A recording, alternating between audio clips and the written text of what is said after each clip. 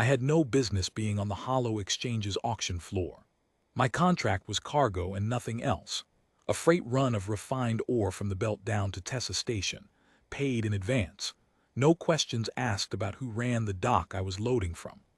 I told myself that twice while I waited for the loaders to finish, and I was still telling myself that when the broker's voice came over the speakers, and the crowd on the mezzanine shifted toward the block like water finding a drain.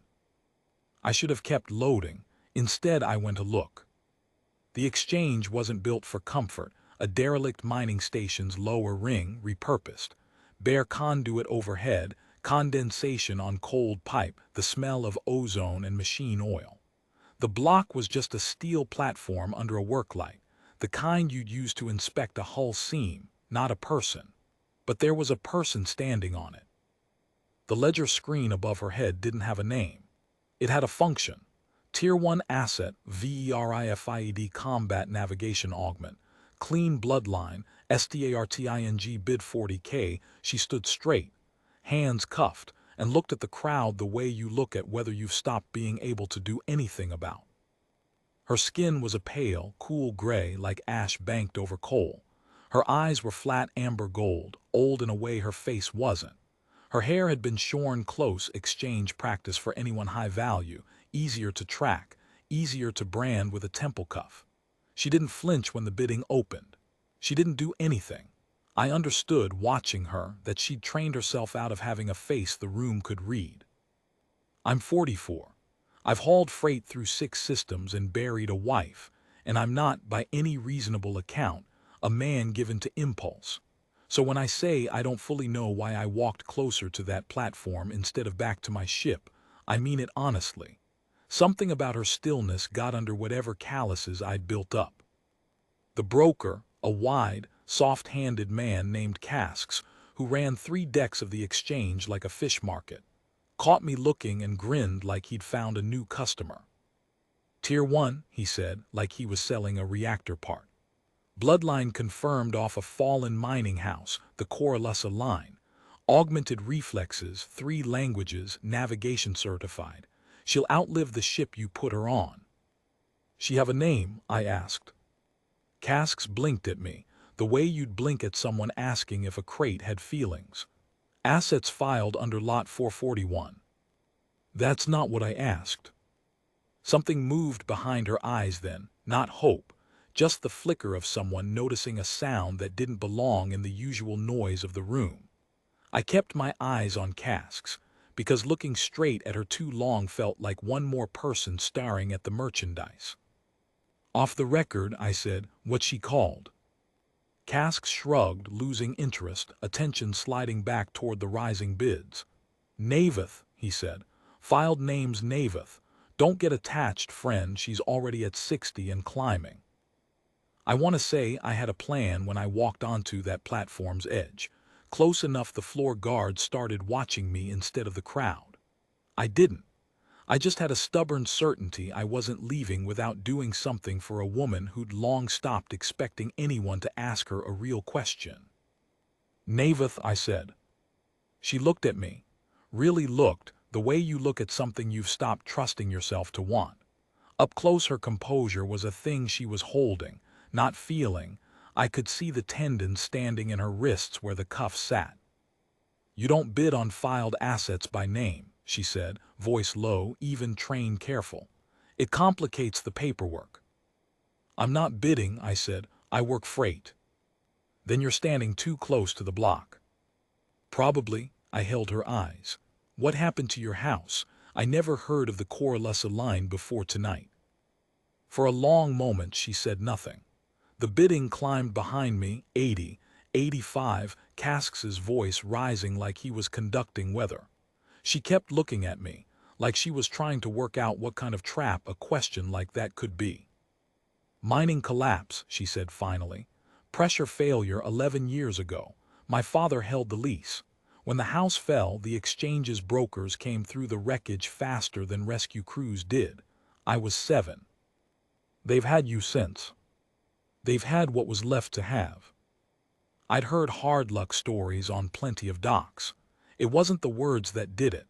It was that she said it flat, complete. no plea folded in, because she'd learned long ago pleading bought her nothing and cost her dignity she couldn't spare. "I'm not asking what you're worth," I said. "Everybody here's already asked you that. I'm asking what you lost."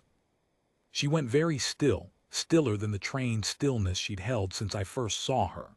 The kind of quiet that comes when a question lands somewhere a person stopped guarding because no one was ever supposed to aim for it. "Nobody's asked me that," she said, her voice losing some of its careful flatness. "In 11 years, nobody." The bid behind me hit 110, Casks' voice cracking with the glee of a good night's take. I didn't turn around. "I'm asking," I said. She didn't answer right away. I let the silence sit between us instead of filling it the way most people probably had, with offers, with terms, with prices. I just waited, the way you wait out a storm front you've decided not to outrun. "My mother," she said at last. "My little brother. The collapse took the lower levels first. I was already topside when it went. I've spent 11 years being told what I am instead of being asked what that cost me." "I'm sorry," I said, and meant it plainly without performance. Something in her face came loose then, not tears, but the careful architecture of her composure shifted half a degree, enough that I could see the person standing behind it the whole auction. I turned to Casks. "What's the buyout on her debt bond? Not the bid, the bond itself, clean release off the floor." Casks' grin faltered into calculation. "That's a different transaction, costs more." "How much?" He named a number that would have eaten most of what I'd been paid for the ore run and the next two after it. I didn't blink. By then, the number mattered less than I'd have guessed an hour ago. "Done," I said. "Clean release. Her name comes off your ledger tonight, not transferred to mine. I'm not buying an asset. I'm closing an account." Casks looked at me like I'd spoken a language he half remembered. "You don't want it transferred to your name. You'll have nothing to show for the credits." "I don't need anything to show," I said. "She's not a thing." He shrugged like a man who'd stopped trying to understand his customers and went to draw up the release. It took 11 minutes to process. Navith stood on that platform watching me, an expression I didn't try to read. When Casks came back with the cutting tool for the temple cuff, I held out my hand for it instead. "I'll do it," I said. "If that's all right with you." 11 years of others deciding things about her body had taught me the asking mattered more than the doing. She held still and let me. The cuff came free with a small mechanical sigh, and for the first time since I'd walked onto that floor, her shoulders dropped half an inch. The first unguarded motion I'd seen her make. "Why?" she said, not ungrateful, genuinely asking. "Because somebody should have asked you 11 years ago and didn't," I said. 11 years late seemed better than never. She looked down at her bare wrist where the cuff had sat, then back up at me, and something in her amber eyes settled, not joy yet, but the quiet of someone realizing the ground had, against every odds she'd stopped counting, finally held. "Navith Corelessa," she said, trying the full shape of her own name out loud for the first time in over a decade. "That's who I am, not Lot 441. "Navith," I said. "Doran Ash, I run freight."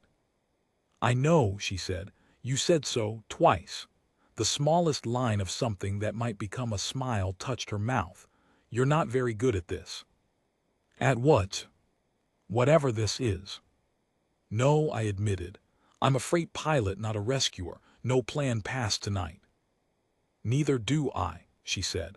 "I haven't had a plan in 11 years that wasn't someone else's." We walked off the exchange floor together, past the mezzanine where the crowd had turned to Lot 442, past Casks counting credits with the satisfaction of a man who didn't understand what he'd lost the rights to. Nobody stopped us. The room that had spent an hour pricing her down to a function let her walk out as a person without a second glance, because to them, the transaction was already closed. At the airlock she stopped, looking back once at the work lights still burning over the empty platform. "I don't know how to be anything but an asset," she said quietly. I don't know what comes after. Nobody does the first night, I said. You just have to walk through this door. She did. I followed her through, and behind us the lock sealed on the hollow exchange and everything it had ever called her, and ahead of us was a half-loaded freighter and an open run, and for the first time in 11 years, nobody waiting to tell her what she was worth. Doran, she said, once we were inside, testing my name the way she'd tested her own. Thank you for asking. Any time, I said. And I meant it not as a kindness offered once and done, but as a standing thing, kept for as long as it takes.